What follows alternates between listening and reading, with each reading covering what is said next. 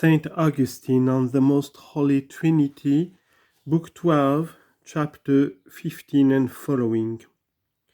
Content of Chapter 15. In opposition to the reminiscence of Plato and Pythagoras the Samian, of the difference between wisdom and knowledge, and of seeking the Trinity in the knowledge of temporal things.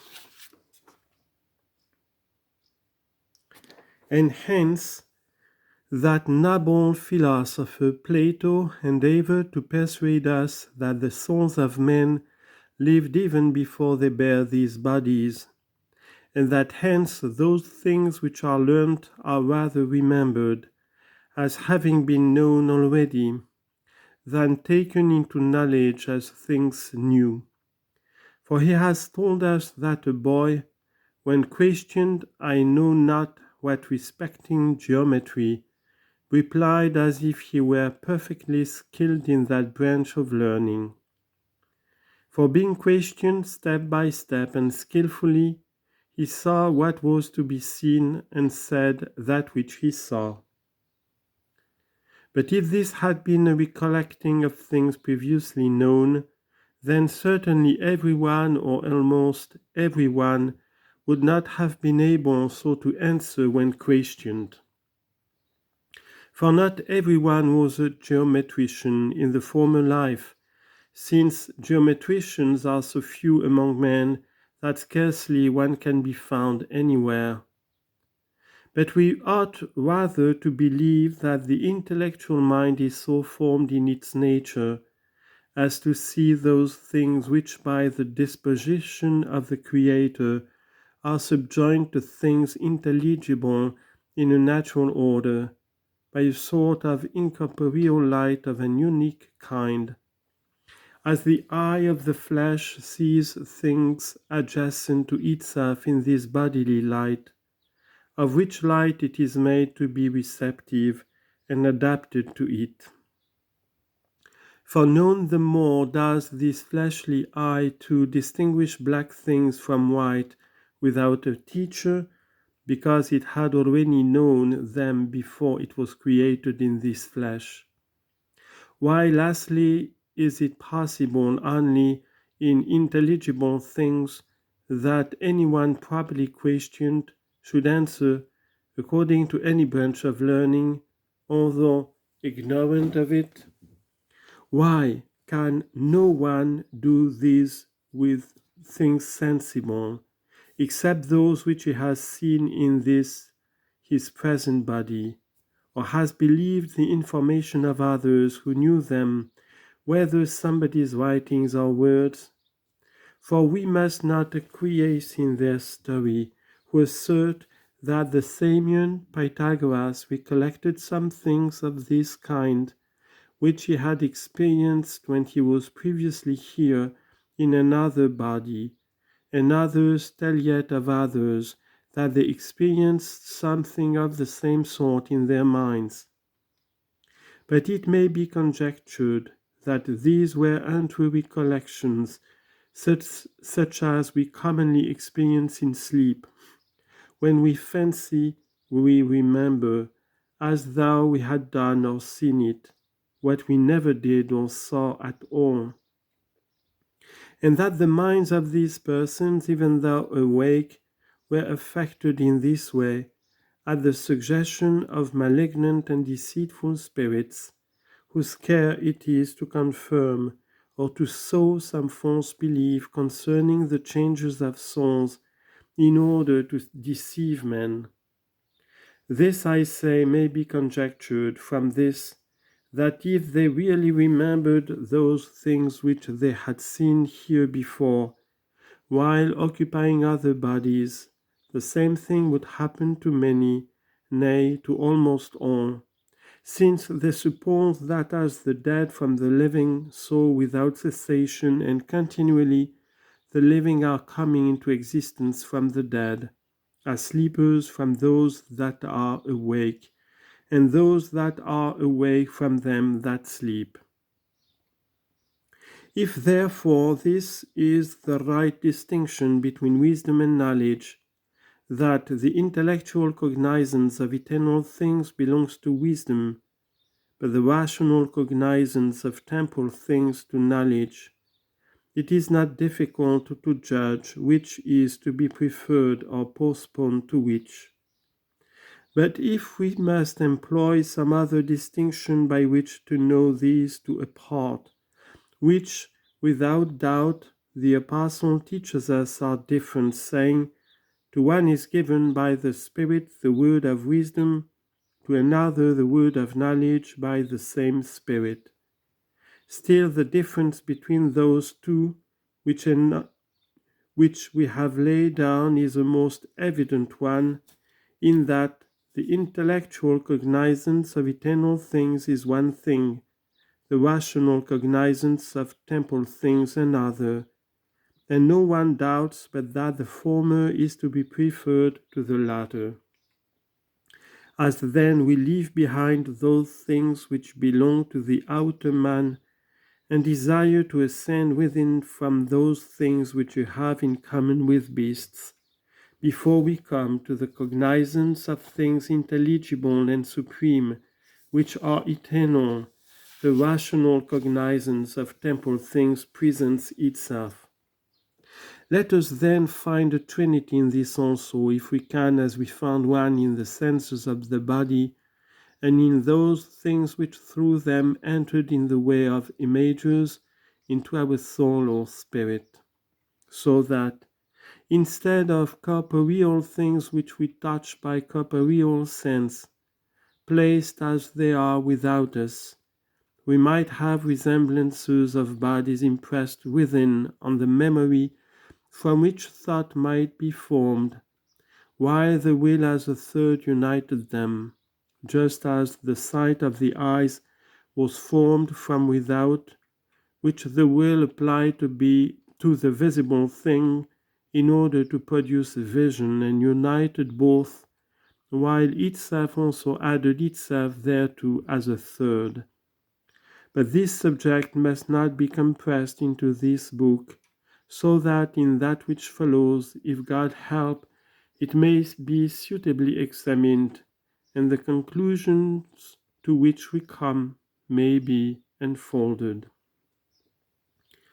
Book 13. Content of Book 13. The inquiry is prosecuted respecting knowledge, in which, as distinguished from wisdom, Augustine had begun in the former book to look for a kind of Trinity. An occasion is taken of commending Christian faith, and of explaining how the faith of believers is one and common. Next, that all desire blessedness, yet that all have not the faith whereby we arrive at blessedness, and that this faith is defined in Christ, who in the flesh rose from the dead, and that no one is set free from the dominion of the devil through forgiveness of sins, save through him. It is shown also at length that it was needful that the devil should be conquered by Christ, not by power but by righteousness. Finally, that when the words of this faith are committed to memory, there is in the mind a kind of Trinity, since there are, first, in the memory, the sounds of the words, and this even when the man is not thinking of them, and next, the mind's eye of his recollection is formed thereupon when he thinks of them, and lastly, the will, when he so thinks and remembers, combines both. Chapter 1. Summary of Chapter 1. The attempt is made to distinguish out of the Scriptures the offices of wisdom and of knowledge. That, in the beginning of John, some things that are said belong to wisdom, some to knowledge. Some things there are only known by the help of faith, how we see the faith that is in us. In the same narrative of John, some things are known by the sense of the body, others only by the reason of the mind.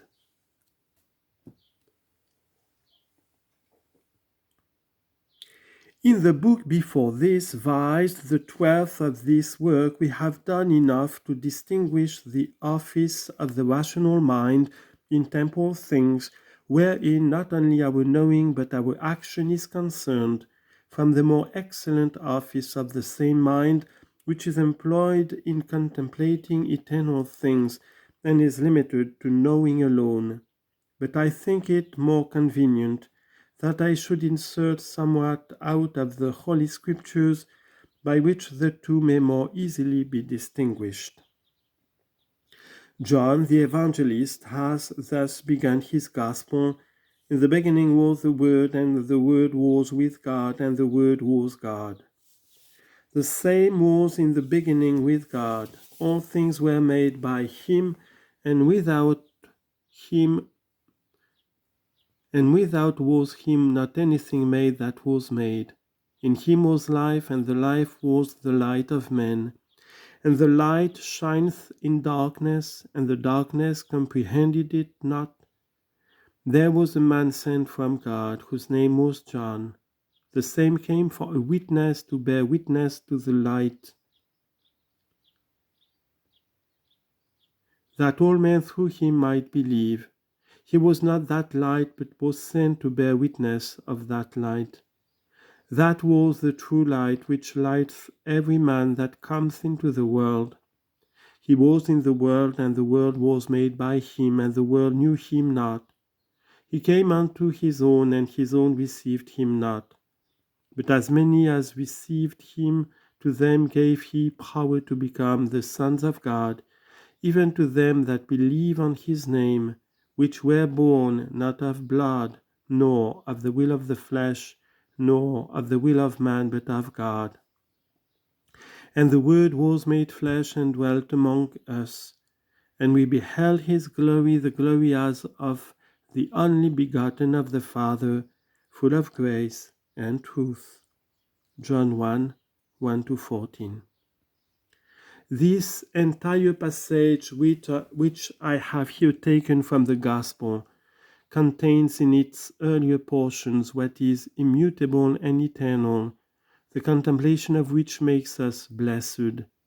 But in those which follow, eternal things are mentioned in conjunction with temporal things, and hence some things there belong to knowledge, some to wisdom, according to a previous distinction in the 12th book. For the words, in the beginning was the Word, and the Word was with God, and the Word was God. The same was in the beginning with God. All things were made by him, and without him was not anything made that was made. In him was life, and the life was the light of men. And the light shineth in darkness, and the darkness comprehended it not. Require a contemplative life, and must be discerned by the intellectual mind, and the more anyone has profited in this, the wiser, without doubt, will he become. But on account of the verse, the light shines in darkness, and the darkness comprehend it not, faith certainly was necessary, whereby that which was not seen might be believed. For by darkness he intended to signify the hearts of mortals turned away from light of this kind, and hardly able to behold it. For which reason he subjoins, there was a man sent from God, whose name was John. The same came for a witness, to bear witness of the light, that all men through him might believe. But here we come to a thing that was done in time, and belongs to knowledge, which is comprised in the cognizance of facts. And we think of the man John under that fantasy, which is impressed on our memory from the notion of human nature. And whether men believe or not, they think this in the same manner. For both alike know what man is, the outer part of whom, that is, his body, they have learnt through the eyes of the body. But of the inner, that is, the soul, they possess the knowledge in themselves, because they also themselves are men, and through intercourse with men, so that they are able to think what is said. There was a man whose name was John, because they know the names also by interchange of speech. But that which is there also, viz., sent from God, they who hold at all hold by faith, and they who do not hold it by faith either hesitate through doubt or divide it through unbelief. Yet both, if they are not in the number of those other foolish ones who say in their heart, "There is no God," Psalm 14:1, when they hear these words, think both things, viz., both what God is and what it is to be sent from God. And if they do not do this as the things themselves really are, they do it at any rate as they can. Further, we know from other sources the faith itself which a man sees to be in his own heart if he believes, or not to be there if he does not believe. But not as we know bodies which we see with the bodily eyes, and think of even when absent through the images of themselves, which we retain in memory,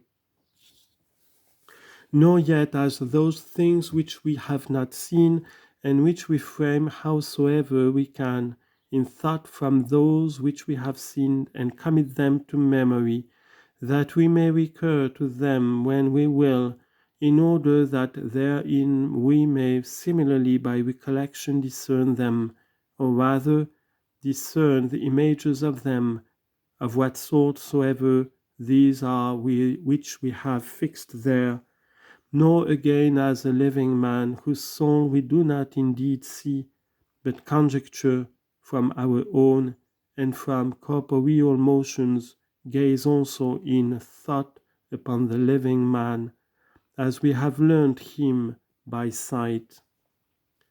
Faith has not so seen in the heart in which it is by him whose it is, but most certain knowledge holds it fast, and conscience proclaims it.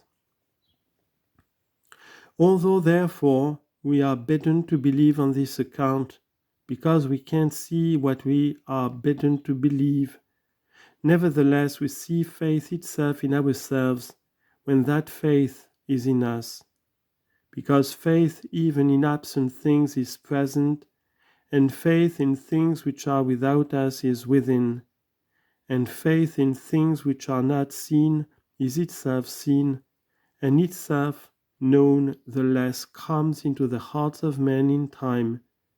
And if any cease to be faithful and become unbelievers, then it perishes from them.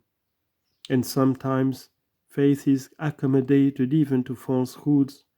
For we sometimes so speak as to say, "I put faith in him, and he deceived me." And this kind of faith, if indeed it too is to be called faith, perishes from the heart without blame, when truth is found and expels it. But faith in things that are true passes, as one should wish it to pass, into the things themselves.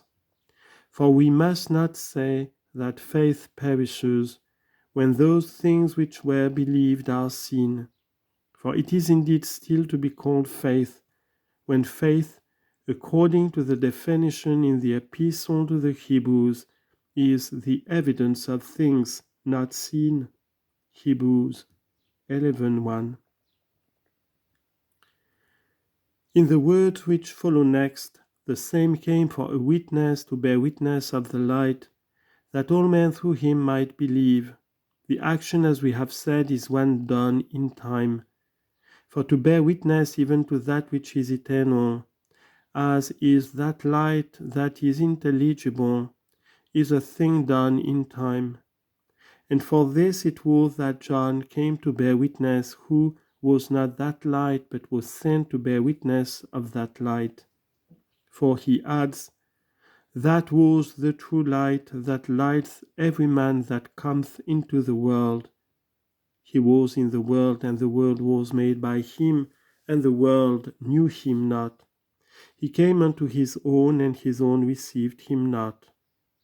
Now they who know the Latin language understand all these words from those things which they know, and of these some have become known to us through the senses of the body, as man, as the world itself, of which the greatness is so evident to our sight, as again the sounds of the words themselves, for hearing also is a sense of the body, and some through the reason of the mind, as that which is said, and his own received him not.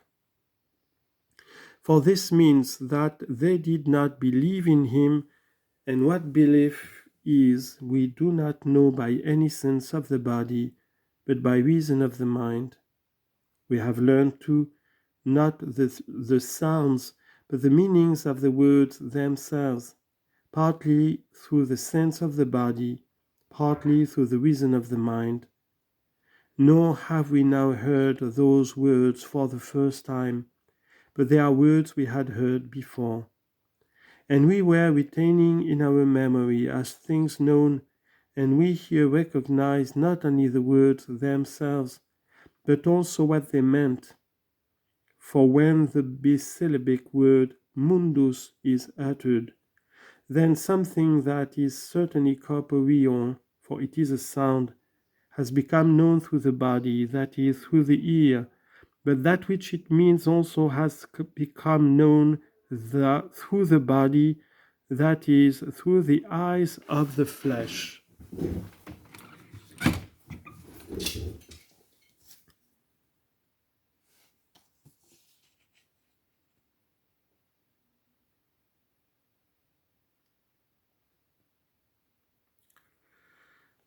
For so far as the world is known to us at all, it is known through sight. But the quadrisyllabic word crediderunt reaches us so far as its sound, since that is a corporeal thing, through the ear of the flesh, but its meaning is discoverable by no sense of the body, but by the reason of the mind. For unless we knew through the mind what the word crediderunt meant, we should not understand what they did not do, of whom it is said, and his own received him not. The sound then of the word rings upon the ears of the body from without, and reaches the sense which is called hearing. The species also of man is both known to us in ourselves, and is presented to the senses of the body from without in other men, to the eyes when it is seen, to the ears when it is heard, to the touch when it is held and touched, and it has to its image in our memory, incorporeal indeed, but like the body. Lastly, the wonderful beauty of the world itself is at hand from without, both to our gaze and to that sense which is called touch, if we come in contact with any of it. And this also has its image within in our memory, to which we revert when we think of it either in the enclosure of a room or again in darkness. But we have already sufficiently spoken in the 11th book of these images of corporeal things. Incorporeal indeed, yet having the likeness of bodies and belonging to the life of the outer man. For we are treating now of the inner man, and of his knowledge, namely that knowledge which is of things temporal and changeable, into the purpose and scope of which, when anything is assumed, even of things belonging to the outer man, it must be assumed for this end that something may thence be taught which may help rational knowledge, and hence the rational use of those things which we have in common with irrational animals belongs to the inner man, neither can it rightly be said that this is common to us with the irrational animals.